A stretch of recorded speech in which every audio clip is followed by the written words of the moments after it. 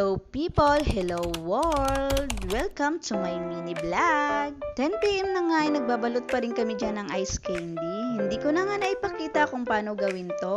Naisipan ko na nga gumawa ng ice candy dahil sa init ng panahon ngayon.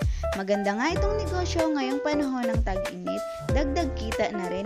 Tsak papatok to sa bata man o matanda. Dalawang flavor na nga dyan ang ginawa ko para may pagpilian sila. Nakagawa nga ako dyan 100 pieces. Marami-rami na rin.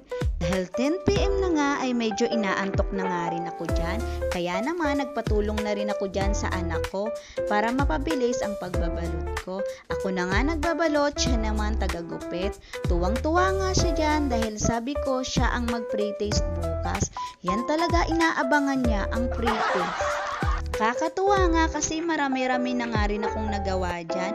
May pangdagdag na ako sa pambayad ng mga bills.